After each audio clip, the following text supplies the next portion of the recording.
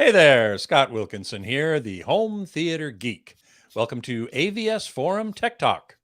This week's guest geek is Chuck Back, managing director at Trinnov and a longtime friend of mine. Hey, Chuck, welcome to the show. Thank you. It's great to be here.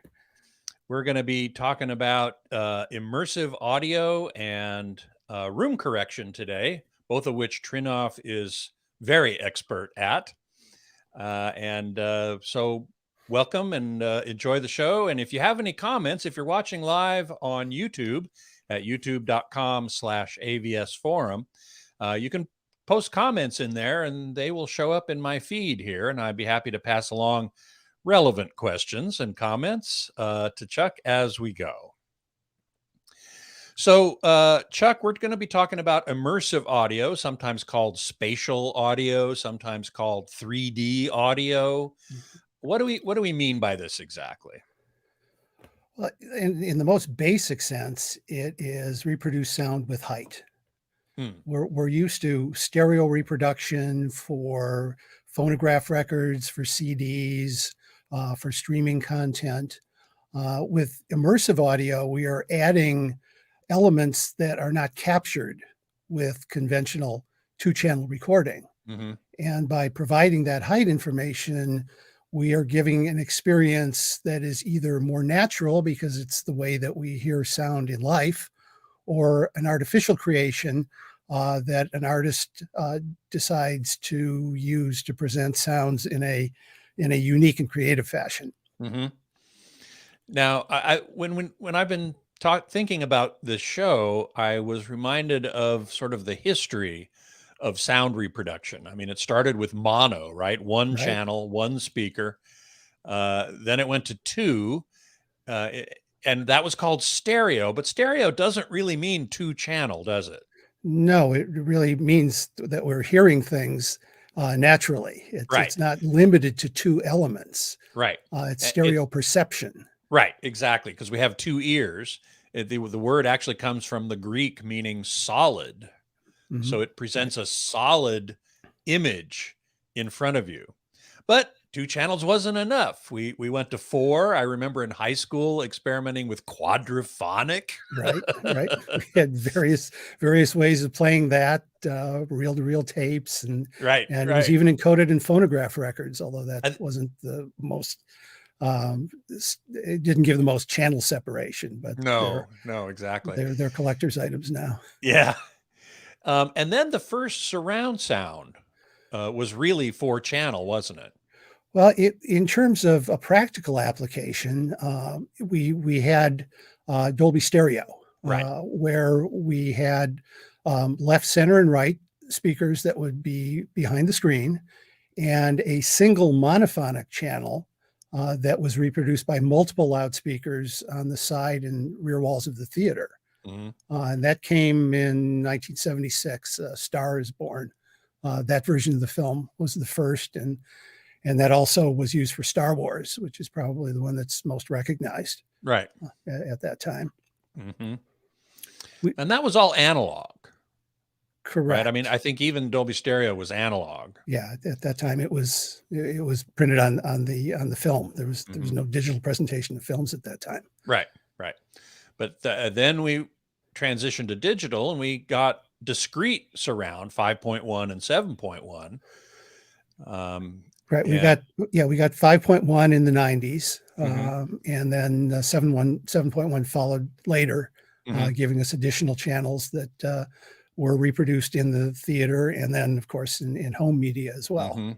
Which, of course, affected the spousal acceptance factor. Yes, the growing number of speakers in the room.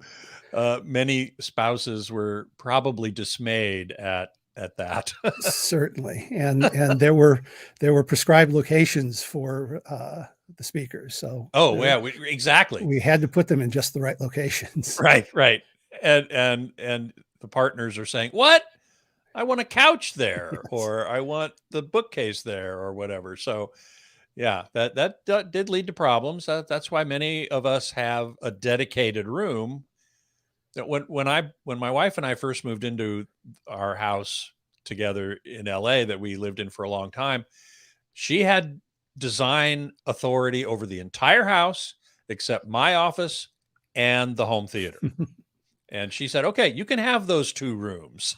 And so I put the speakers exactly where they needed to be. You're fortunate you're able to do that. Exactly. Exactly. And so now what we're talking about is adding even more speakers to the equation on the ceiling. It's amazing how many people I have talked to who've said their partner will not tolerate speakers on the ceiling. That's the bridge too far in some cases. In many cases, it really is. But it is, if we're going to have sound with height, we've got to have sound coming from above. That's right. That's right. And it does. The reason to do that, I think, is that it does add literally another dimension, but also a greater impact on us as an experience, right? Clearly, it is something that relates even to our perception of sound. The fact that we're hearing sound coming from all around is more natural, and the amount of processing that our ears and brain have to do to appreciate the sound reduces when we're getting sound coming from multiple directions as we do in real life. Mm-hmm. Yeah, exactly. So we've got several different formats, actually, of this immersive sound, and that's a problem, isn't it? I mean, yet another format war, really? Yeah, and on a couple of levels. We have to have equipment that's capable of processing each of the formats. Mm-hmm. And it's complicated because of the 3 major formats. Each of them has its own idea of where the speaker should be placed. Of course. Oh, man. So that leads to confusion, compromise. Yeah. There are if you put your speakers in the format or in the positions that one format dictates, and then you play something from another format, the speakers aren't in the right place for that. Right. And well, how critical is that? Let me ask you this: how critical is speaker placement for immersive sound in general?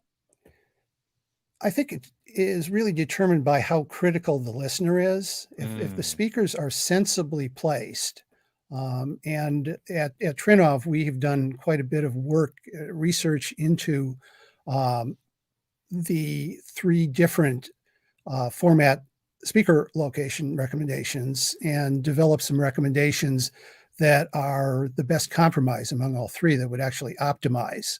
Oh, great. So that's something that is actually available. It's available on our website for anyone to access. Oh, that's excellent. So is that Trinnov.com? Yes, at Trinnov.com. There's documentation there. Okay. On a good compromise or speaker placement that would work with all 3 of the formats, which we're going to talk about in a minute. So don't worry about that. Right. And if you don't follow that, which of course we recommend, there is, if you're working, for example, from the Oro or the Atmos placement, which are the 2 that are most typically used, you're going to get reasonably good results with the other formats. It's not going to be as precise, but it will work reasonably well. Mm-hmm. Well, before we talk about the specific formats, I did want to ask you, there's one thing among several that distinguish them, and that is what's called object orientation versus channel orientation. Right. Can you talk a little bit about what those 2 terms mean, which will then make it clearer when we talk about the specific formats, which one they're using and why they're using it? So a channel-based format is based on how stereo sound is mixed. Stereo, 2-channel stereo is a channel-based format. 5.1 for movies or music is a channel-based format. So there are 7.1 as well. So there are a specific number of discrete channels, and the sound mixer will blend the sound, will mix the sound using that number of loudspeakers in the studio. And when you play it back at home, you'll hear what was mixed originally, but through discrete channels. In an object-based system, that goes away. We no longer have discrete channels. We're using all of the speakers in the system to produce sound in a location determined by the sound mixer, essentially using a joystick. So that sound is no longer being mixed on a two-dimensional plane, which is what you would have with stereo or 5.1 or 7.1. We now have a three-dimensional plane. We have three-dimensional environment where we can place the sound anywhere on an X, Y, or Z axis. And the object will be reproduced in the location selected by the mixer by whatever speakers are in that system that will produce that sound at the given location.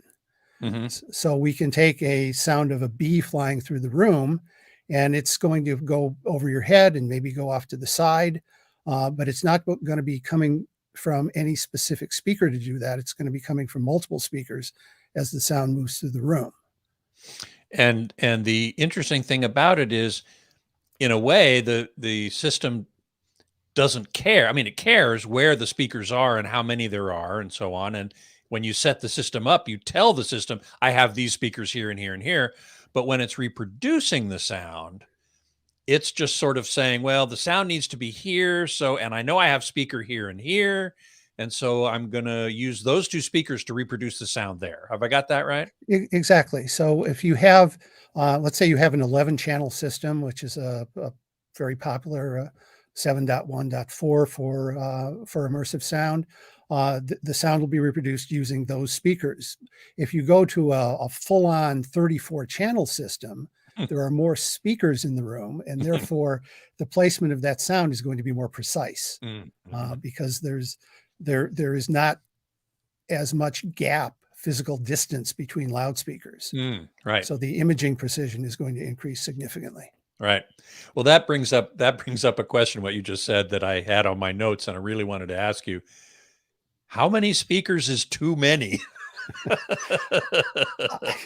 I'm going to say I don't think there is too many. There is a number. There is no number. Yeah. I mean, I wouldn't think so either. Yeah, there is an upper channel limit for each of the formats, beyond which the decoded signal isn't going to be sent to any additional speakers. Right. So in that case, it's 34 channels for Atmos, which is done in some cases. We do have some very advanced installations out in the world where people are taking full advantage of the format. Right. AVS Forum in the chat room is saying, never too many speakers.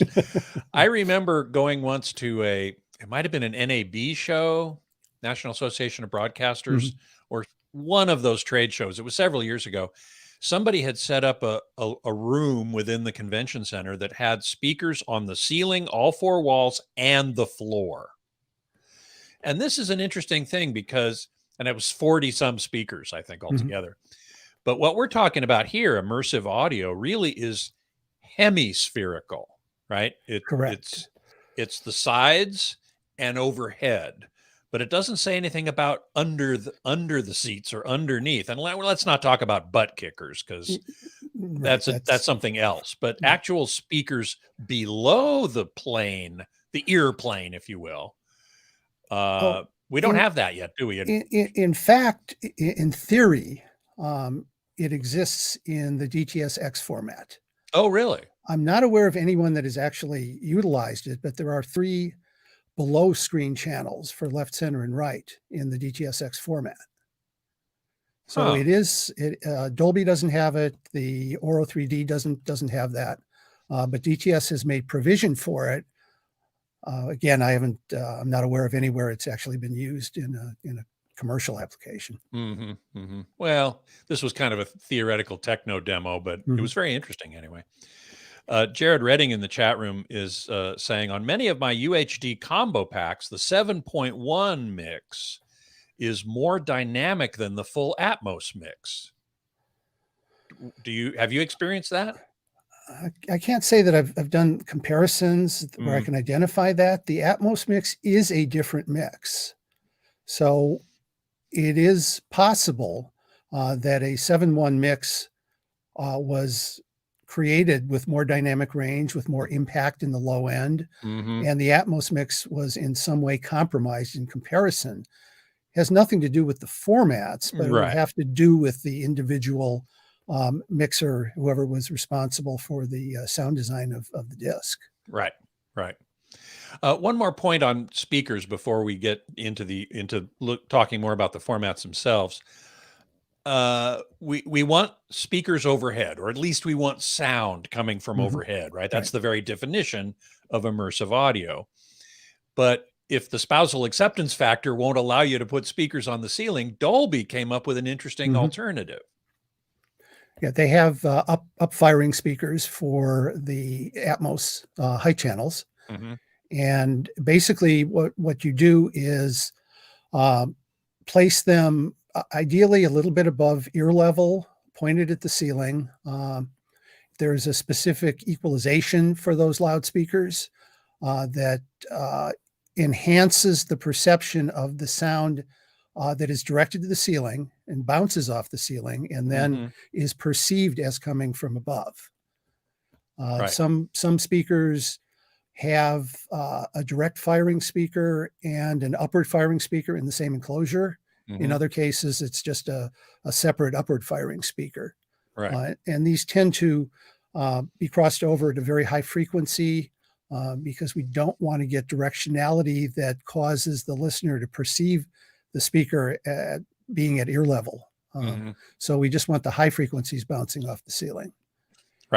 And well, we're going to see it. Sorry, go ahead. And it's a reasonable compromise. It is not as specific. You don't get the full effect you have with a high performance discrete speaker in the ceiling. But in a case where there's no possibility of putting speakers in the ceiling, then I would recommend going that route. On the other hand, you have to have a pretty specific type of ceiling. You can't really do that off of cathedral ceilings, say, or some weird angled ceiling. It's got to be a flat ceiling without popcorn. Yes, exactly. Counteracts the effect. So exactly. You want, you're limited in what you can do. But if that's your only choice, then I say go for it. Well, we're going to see a picture of one of those in a little while, but first, let's dig into the formats. I believe the first one that came out, as you told me, and I couldn't remember if that was true, but I will take your word for it, was Auro 3D. Let's start with that one. Yeah, Auro 3D was initially developed back in 2005. It wasn't really commercially involved at that point. It was developed by Wilfred van Balen, who is a professional musician. He's a pianist, recording engineer. He's the founder of Galaxy Studios in Belgium, which is one of the top recording studios in the world. So he comes from a musical approach, much more than from a cinema approach. It was, I think it hit the market in terms of cinema in 2010. Was the first appearance of it in Europe. And Auro is distinct from Dolby and DTS in that it is a channel-based format, as you mentioned earlier.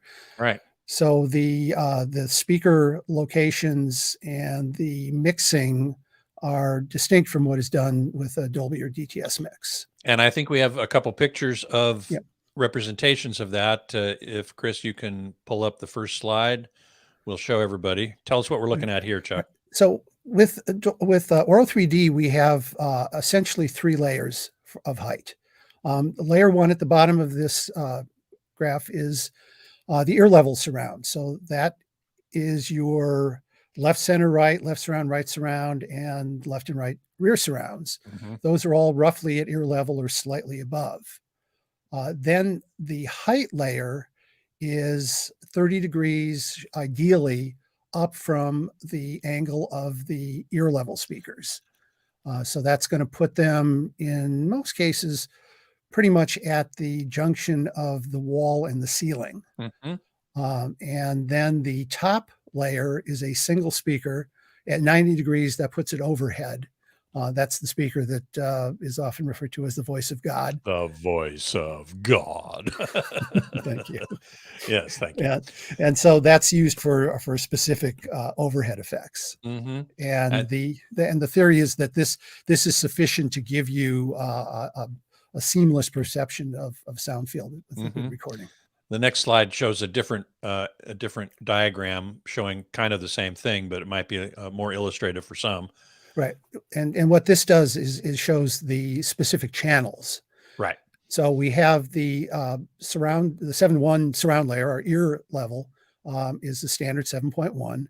And then above the left, center, right, left surround, and right surround, there is a height speaker, which is ideally placed directly above its matching ear level channel.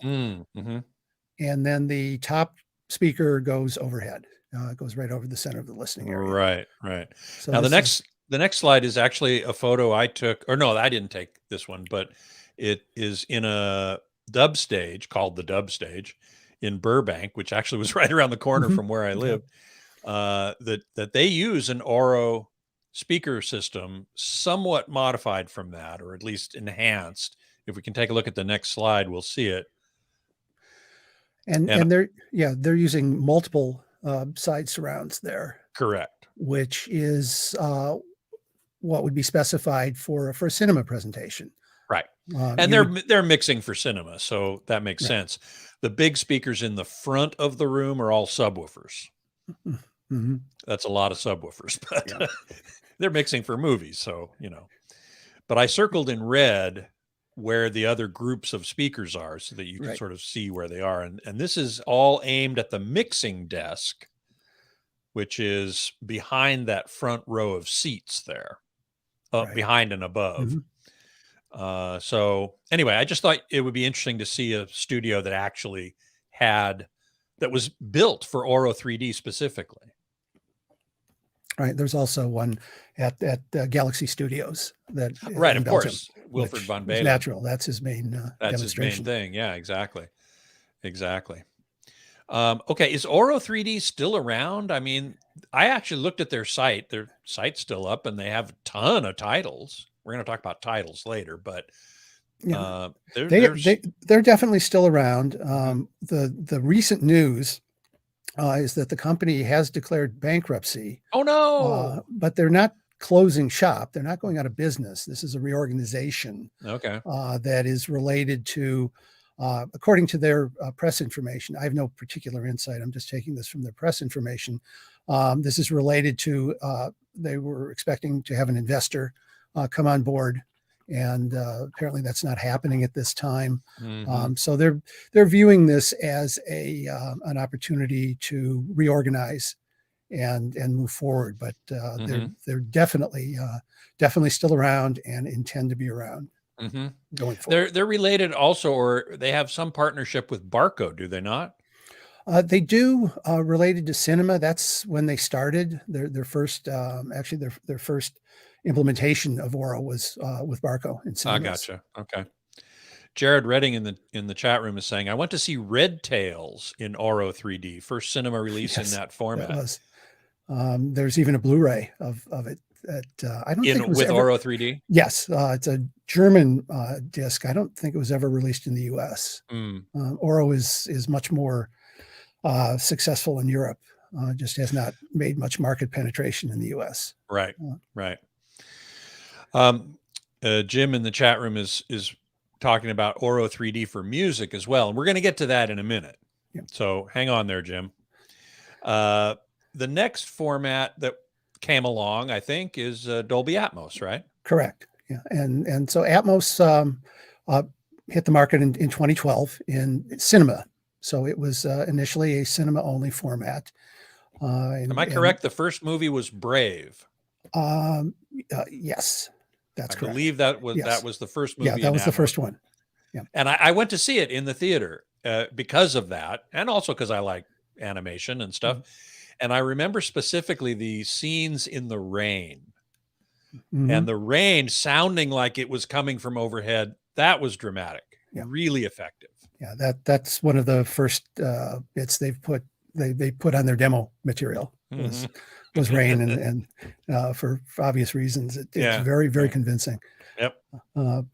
So Dolby Atmos is an object-based format, and so it is in the cinema. It can use up to 64 discrete channels. So in a Dolby Cinema, you're going to have 64 different loudspeakers in the room. In terms of objects, the cinema format can support up to 128 separate sound objects. Typically, it's not applied anywhere near to that extent because that's a lot of mixing work to do. But the capability is there. And I always like it how when somebody makes a system, that they make it well beyond what any current use case would be in order to allow for growth. Yeah, in that case, for the cinema side, absolutely. On the home side, it is definitely restricted to far fewer objects because of the bandwidth available on the discs. Right, of course. So in 2014, Dolby Atmos was introduced for the home. 2014, okay. And what were its capabilities in terms of objects and speakers? Well, in terms of speakers, the upper limit is 34 channels. Oh, well, that's still more than you'd find in most home theaters. Absolutely. So you have basically 24 channels at ear level, and then 10 channels that are the top channels in the ceiling. That would be one serious home theater to have that many speakers going on. Although if you have a large theater with multiple rows of seats, you're getting towards a cinema environment. So having a greater number of speakers is important, not only for coverage, but to ensure a consistent experience for all of the seats. On the other hand, the electronics, how well do the electronics, AV receivers or processors, typically support? They don't support that many channels, do they? No. At the release of Atmos, basically all the receivers, all the processors, with the exception of one, were limited to 11 channels. So 7 ear level, 4 top channels, and the LFE. Right. And so, by the way, before we go any further, that nomenclature everyone will hear so often, and most people know what it means, but just in case you don't, the nomenclature is specifying the speakers how. So the first is the number of speakers at ear level. You'll hear something like 5.1.4 or 7.1.4. So the first number is number of ear level speakers. Right. The second number is technically it's the number of LFE channels. Or subwoofer channels. Which is, well, it's actually the LFE, which is a discrete track on the disc itself. Right. And that's always 1. In some cases, for shorthand purposes, that will be replaced by the number of subwoofers in the room. Right. So I'm in a theater right now that's 11.4.8 in that regard. So there's 4 subwoofers. But all the subwoofers are still all only getting the same signal. Correct. Yeah, exactly. The one signal. Yeah. So I want to make this very clear to people who are watching, because some people, I get this question all the time, a 7.2.4 system doesn't mean 2 different LFE channels, low frequency effects channels. It means 2 subwoofers in the room. Anytime you see more than a 1 in that middle number, you're talking about the number of subs in the room, not the number of subwoofer or LFE channels. Exactly. Okay, please continue. Then the last number is the number of overhead channels, high channels. So it is typically in a basic system, it's 4. There's a left and right top front, and then a left and right top rear. But in an Atmos system, that can go up to 10 channels. And we have some pictures here that we would love to show people with Dolby Atmos. The next slide. This looks like more of at least a very advanced home theater Yeah, this setup. is maxed out pretty much. Okay, so this is the maximum number of speakers you can have. So you'll see that the rectangles, the solid rectangles, represent the ear level speakers, and then the squares with the circles, solid circles inside, represent the overhead speakers. So I don't know if we have all 24, but let's assume we have 24 channels at ear level. This indicates something that I like to point out relative to Atmos. Atmos is not strictly about having height information. With all of these additional speakers at ear level, we gain much higher spatial resolution laterally. So we're hearing more precise placement of sounds along the sides and back of the room. So it's not Atmos is not strictly about getting sound over you, it's getting sound more accurately around you as well. More precisely located. Exactly. Okay. And then I think I have a couple more shots, a couple more diagrams in there with, okay, so this is the Dolby lab at Dolby Laboratories in Burbank, California, which they've set up obviously to be maxed out Dolby Atmos. Exactly. And I've heard I've seen and heard many demos in that room. And aside from the fact that for some reason they've EQ'd it to be a little too peaky, a little too sharp for my taste, the Atmos quality, the localization of sounds going around the room is really wonderful. Yeah, it would be. I've not experienced that room, but I'd love to be there sometime. Yeah. I hope you get a chance to. Yeah. Didn't I have some upfiring speaker diagrams? Yeah, there we go. So we were talking about upfiring speakers earlier, and I just wanted to show you this diagram of a 5.1 system where the main the front left and right and the surround left and right also have upfiring drivers that bounce off the ceiling. Right. And there's also a 7.1 coming up. The next one is similar to that, only it just has 7. And here's and there's your drivers. There's your driver that has the front facing driver for the main sound, and then the up firing driver, which is pretty small and dedicated more to high frequencies, as you pointed out earlier. Exactly. Yes. Beatmaster says that. Okay, hang on a second, Chris. We're not there quite there yet. Beatmaster in the chat room said this speaker setup, probably the one that you had of the maxed out Dolby system, right? Will probably drain a power plant nearby. It's a lot of 20 amp circuits for the power amplifiers in that room. Yeah, exactly. There it is.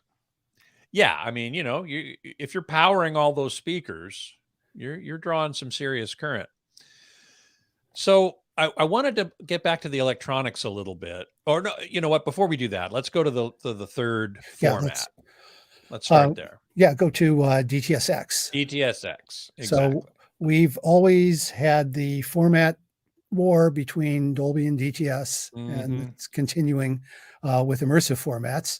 dts-x is more similar to Dolby because it's an object-based format. So the creation of a dts-x soundtrack is essentially going to be the same as a Dolby soundtrack, but there is a different speaker configuration. What? So if we can go to the let's take a look at that one. That would be the next slide. No, the one after that. Sorry. There we go. So what we see here are four. We see basically 4 layers of sound. There are the three concentric circles.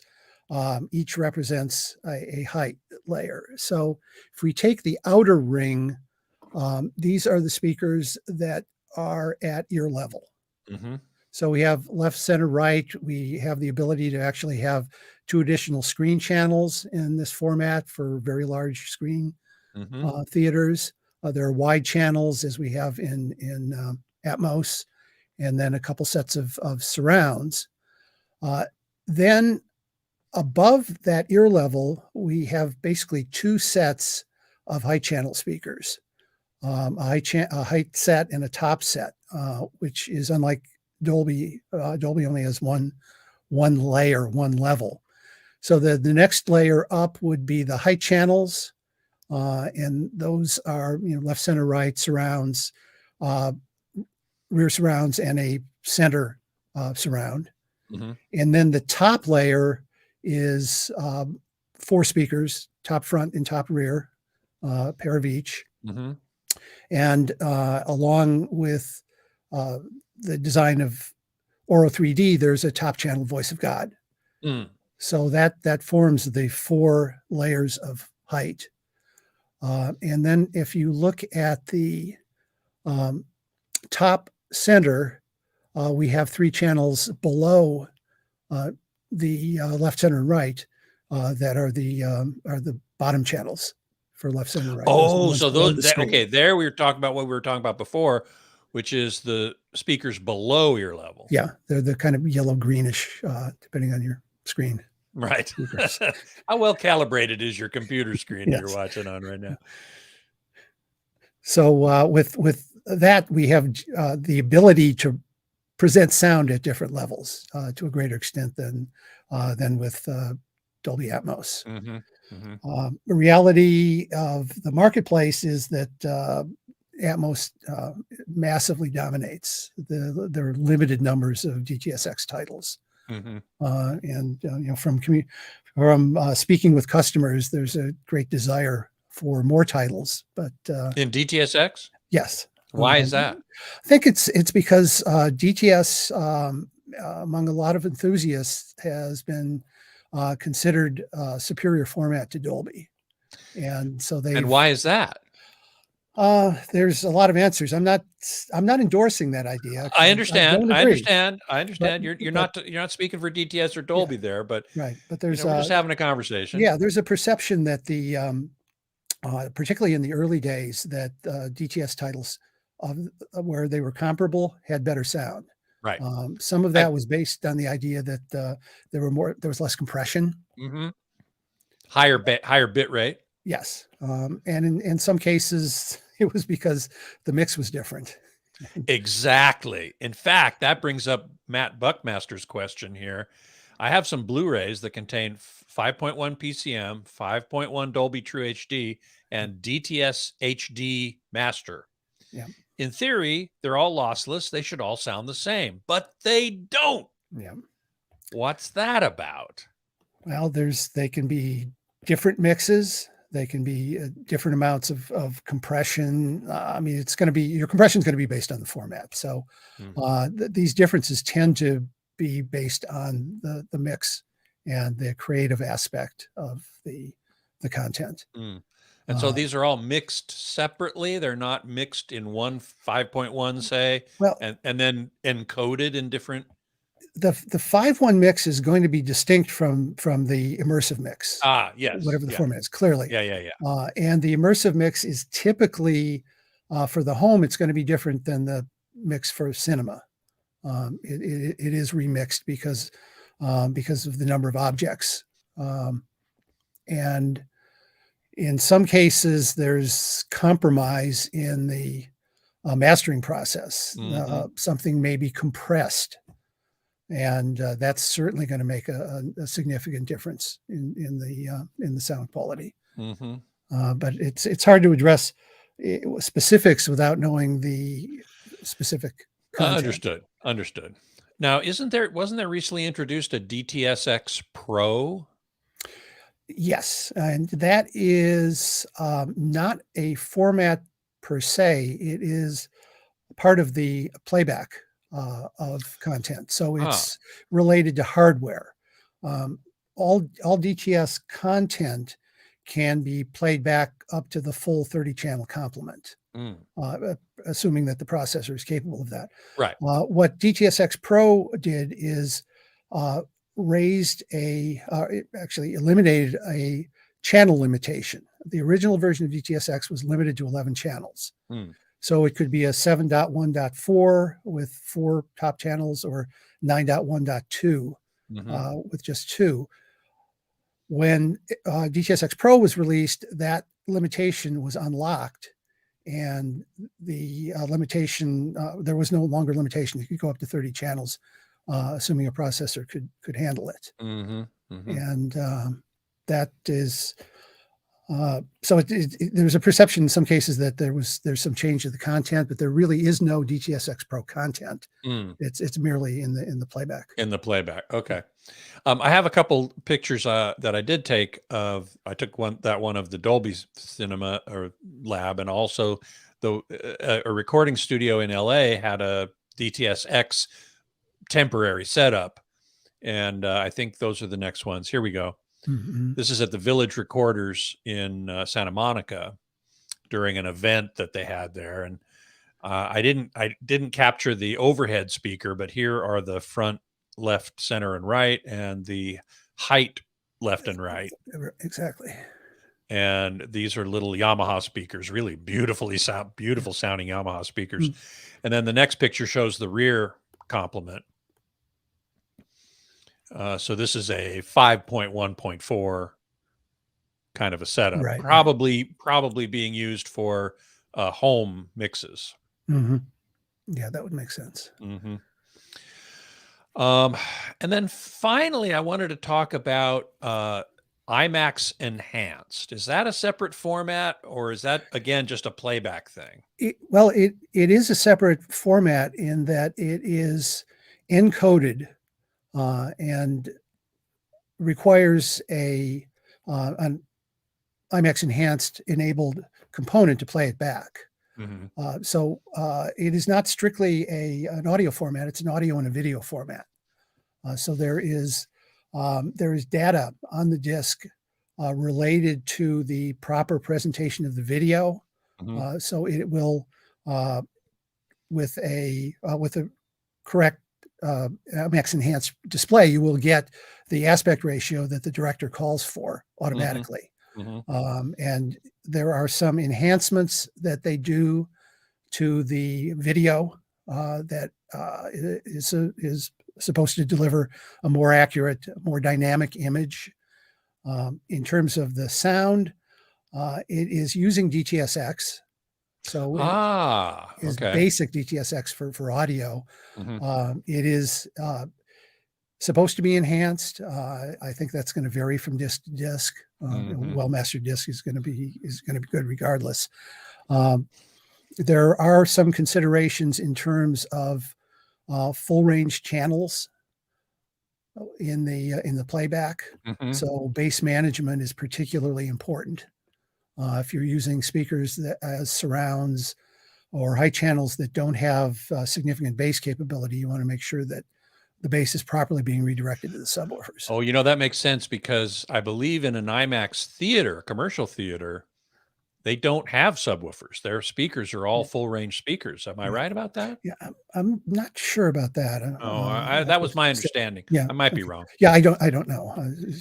But in terms of DTS has historically been an advocate for full range speakers everywhere. Oh, really? And that goes back to the early days. In the real world, in the practical sense, we use bass management in almost every case. Sure. What's your feeling about full range speakers everywhere versus subwoofers? I would go with the widest bandwidth that's practical. I think there's an advantage to getting in all your speakers, you mean? Yeah, to getting down to 40 cycles in surrounds and all the way around sides and rears. At some point, you get to a frequency where there's going to be great variability at low frequencies because of specific placement. And maybe it's 40 cycles, maybe it's 60 cycles. In many cases, it's 80 cycles, where we want to redirect the bass to the subwoofers so that we get the smoothest bass response at the seats. So if you have a surround speaker and you're trying to get 20 hertz out of it, and it happens to be in a null where you're sitting, you're not going to hear any bass out of it. Right. This is why I've always recommended separate subwoofers, is because the bass frequency, the low frequency interaction with the room is so different than the higher frequencies. It helps to be able to place the source of the low frequencies independently of the mids and highs, so that you can smooth out the room response and so on, which we're going to get to here in a minute. Right. In a larger room, you can go, I think, lower. In a smaller room where those problems become a little more pronounced, it's more important to have the higher crossover point. Right, right. We have a picture of the Imax Enhanced layout, and you'll see it's very similar to dts-x. Just your basic 514, 714. Exactly. Now, before we get to room correction, I just wanted to give you a moment to talk about Trinnov. I was going to talk about electronics, processors, AV receivers. They are more limited in what they can do, how many channels, how many speakers they can address than a commercial cinema. But Trinnov has taken a different approach. I mentioned earlier when Dolby released Atmos for the home, all the processors, all the receivers were limited to 11 channels with the exception of one, and that was the Trinnov Altitude. The Altitude 32 is capable of discretely rendering actually now all 34 channels. At the time it was 32. Now we can do all 34 channels of Dolby Atmos. And the reason we can do that is the Altitude is not based on a mass market produced decoding chipset, which is used by every other manufacturer. The Altitude literally has a multi-core Intel processor on board running our own Linux operating system and custom software. Right. So when we go to Dolby, for example, and say, all right, we want to put Atmos on this machine, we're not going to be using the truncated version that was put on the chip. We're taking their golden code and porting it over directly into our software. So we're getting full capability of the Dolby decoder, and same for DTS and Oro. Right. And you can, in fact, deal with the maximum capabilities of all those formats, which is a wonderful advantage. There's just a graphic there that kind of illustrates that with all the different speaker layouts. And when we see that, while we're looking for that, I'll mention that again, that you have on the Trinnov website. Oh no, this is something else.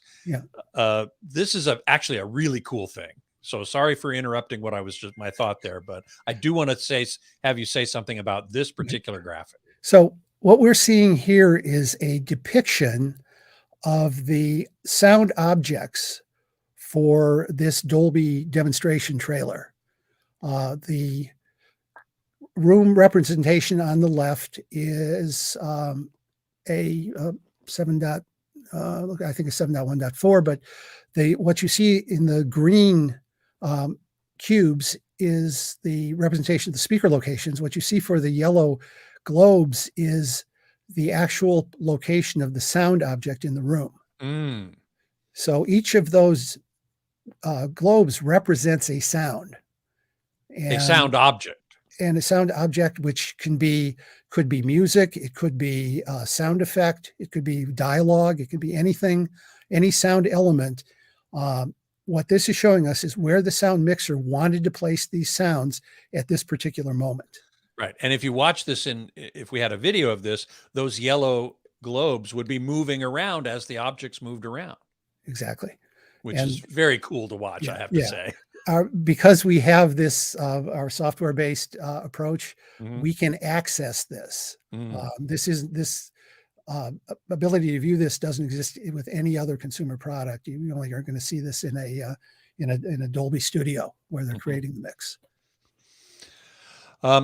Before we go on to room correction, I just want to identify a few titles that are especially good at these immersive formats. And you sent me a list. So just give me a couple. Well, for Atmos, a couple of the ones that I like, and I always like to start with music because I think that's more challenging. There's a great Blu-ray concert recording of John Williams in Vienna, playing just the myriad scores that he's written. Fantastic. For a really natural sounding trio. Bob James has just recently made an album called Feel Like Making Live. And it is just a string bass, drums, and piano. And it is spectacular in its intimacy. You sound like you were in the room with the musicians. Mm-hmm. And then you can go to really wild mixes.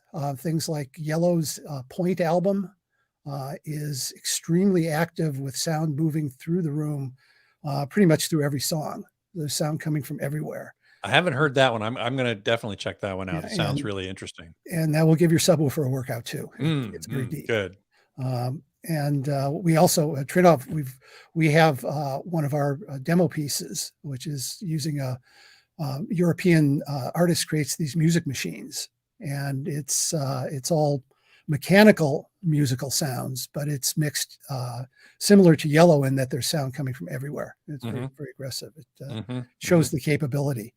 And then I love Beatles stuff. Beatles stuff has been remixed. Sgt. Pepper is available now. Yeah. And this, one of the things about Atmos music is it's really widely available through Tidal and through Apple Music. There are literally thousands of titles that are available. So it's something that I listen to frequently and recommend for demonstration and evaluation purposes. And I'm encouraged because this, we've had situations in the past with 5.1 music where it never really became successful. Uh, I know it's and I remember hearing one of the early examples of that, the Eagles, and I was sitting in the room and listening to this track, and this cowbell was clanking at me from the right surround, and I'm going, that's not good. But since then, mixing engineers have learned how to do it much better. Yeah. And with Atmos, it's a whole different palette they have to work with. So you kind of suspend that idea that I want to listen to my conventional methodology of 2-channel. Right. So with the popularity, with the promotion that Apple is doing, that Dolby is doing for headphone applications, we have a mass market for it now.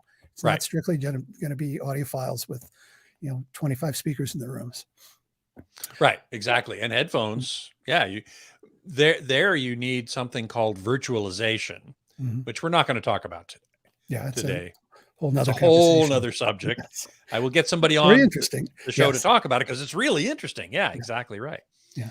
Auro 3D has a bunch of music too. I was surprised at the number of titles I saw on their site. Yeah, they do. It's difficult to find them because they're not well distributed in the US, but you can contact them through the site. One that I've used that is actually local big band, Bernie Dressel's band, Live in Berlin is Auro 3D, and it's a big band live recording, and it my kind of music. Yeah, it's very dynamic, very exciting. You are very much in the room with the band. Yeah. And I wanted to mention that. I also want to mention that one aspect of music that should be understood by people looking for immersive sound is that each of these formats has an up mixer.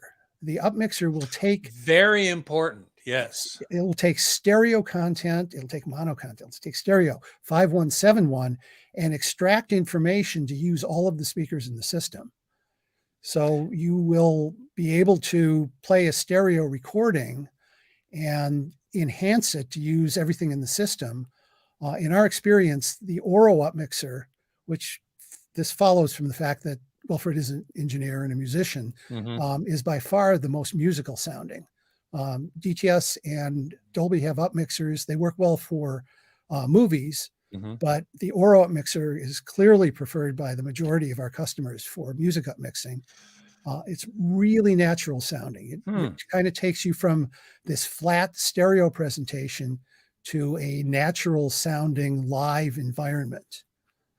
And I highly recommend people have access to try it. Yeah. I've heard a number of people say, "Oh, I don't want to do that. It's like frame interpolation on an LCD display. It sounds artificial." But I have not yet listened to the Auro up mixer, so I must admit I need to try that. So, and of course we have movies. Yeah, yes, we have tons of movies. Right. You know, they're all over the place, mostly Atmos. My favorite is Gravity, of the ones that I have heard. Even though it's, you know, it's really, most of the movie is one person. Right.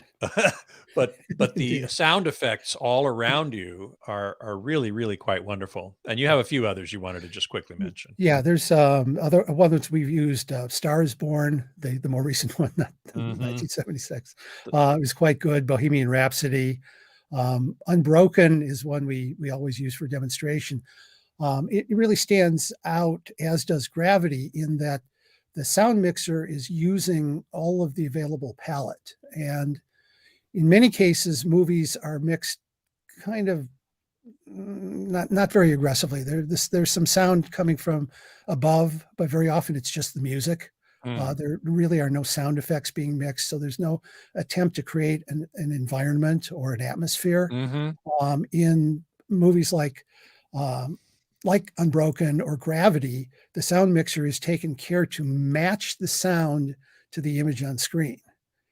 And that is a more expensive process because it takes more time to mix. Right. And it's not followed in most cases, although all of us who are film lovers would appreciate if more films were mixed that way, but not all of them are. So. Right. Here's an interesting question from Beatmaster, who actually reflects my own preference. I always prefer the on-stage sound experience rather than the audience positioning or concert recordings. And this is a feature of many immersive music recordings that you can choose. Do you want to be in the audience and hear the sound as if you were in the audience, or do you want to be on stage in the middle of the players? Yeah, and that's, you know, that's an artistic, creative choice. Yeah. Yeah. I mean, as a musician myself, I want to be on the stage and I want to hear them as if I'm in the middle of the band. But not everybody feels that way. Yeah. Well, conceivably, I'd make a pitch for something here. Recordings could be mixed and provide two alternate presentations. Well, Mark Waldrop at AIX Records does exactly that. Yeah. He does it. I don't think he's done it in Atmos or in Immersive. He's done it in 5.1 and 7.1. But he does exactly that. He gives you the choice, two different mixes, which I always thought was great. Agreed. Lip Jam is saying Oro is good, but tends to be bass heavy. Have you experienced that? It does, because of the way that it extracts the information. So it's going to take content from all the channels, and so it tends to build up the bass content. So you're actually hearing more bass than was originally mixed in a stereo mix, because it's extracting bass to send to the additional channels, and those then get bass managed and fed to the sub. Yeah, Rusty Bones is saying Bernie albums. I mean, I assume you mean Bernie Dressler. Yeah. In Oro 3D are spectacular. Yeah, they're quite good. They're quite good. So we, I'm so glad that people are starting to release content in immersive audio, musical content. I mean, movies, it's a natural, but having music in immersive content is really exciting to me. Yeah. And I hope it doesn't go the way of, you know, early attempts at 5.1 music. I hope it's here to stay. Yeah. One data point is, according to Dolby, there were 30 studios in the year 2020 set up to do Atmos. Today, there are over 500. Oh, man. So there's a huge influx of growth there. Lots and lots of studios. If you read the Pro audio magazines, there are multiple stories each issue of studios up converting to Atmos mixing. Well, hey, we're at the end of an hour and we didn't even get to our second topic. So I'd love to have you back to talk about room correction, because I know you've got a lot to say about that as well. Yeah, I would love to. Absolutely. But and before we go, I just want to compliment you on your theater that you're sitting in. Thank you. Man, let's go to full screen there. Okay. Just give us a quick a quick spec sheet of this room. Is this your home theater? Yeah, this is my home theater. Oh man! So we built it about 6 years ago when we did an extension to the house, and it's 6 seats, 2 rows of 3 seats. The speakers are all Procella audio. Which you're also involved in that company. Yes, I'm a partner in Procella, so I represent the company in the U.S. Very high-end, wonderful speakers. Yeah, very high output, very dynamic, but musical for dedicated rooms. What you're seeing are 2 P6s, 2 P6V. Those are the rear surrounds. Amidst some room treatments, some absorbing panels on the center, and diffusers on the back. The system overall is 11.4.8. So we have. Oh man! Yeah. So can I come over? Absolutely, anytime. And it's actually available for demonstration and demos and training. So I'm using it both personally and for business. But of course, you're using a Trinnov processor. Yeah, it's all Trinnov electronics. Trinnov Altitude 32 and Trinnov Amplitude 8 power amplifiers. And so, just for completeness, the video.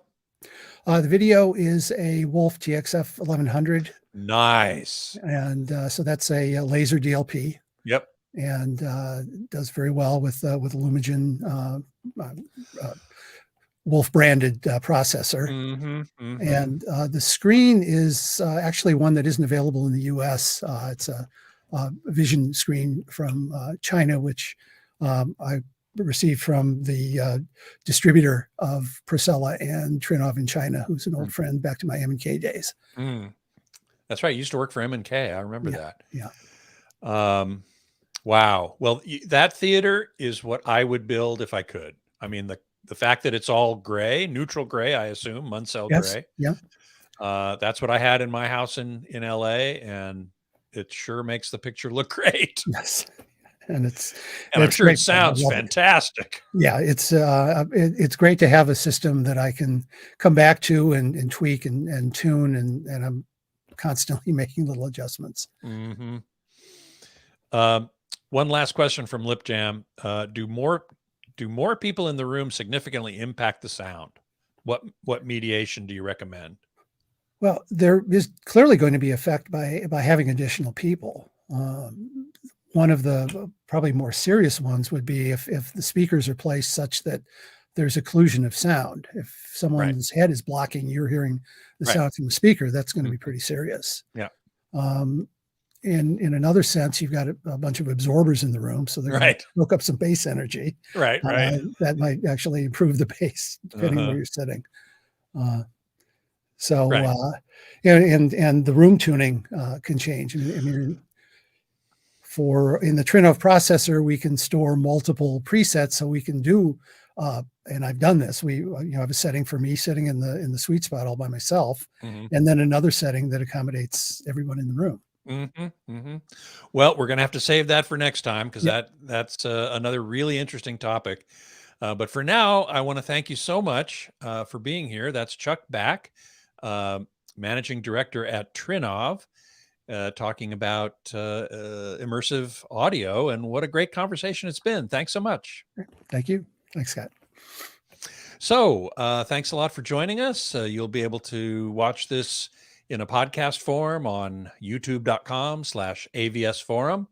And we will next be coming at you live in 2 weeks, I believe. That will be, July 12th. So I hope you will join us then. Until then, geek out.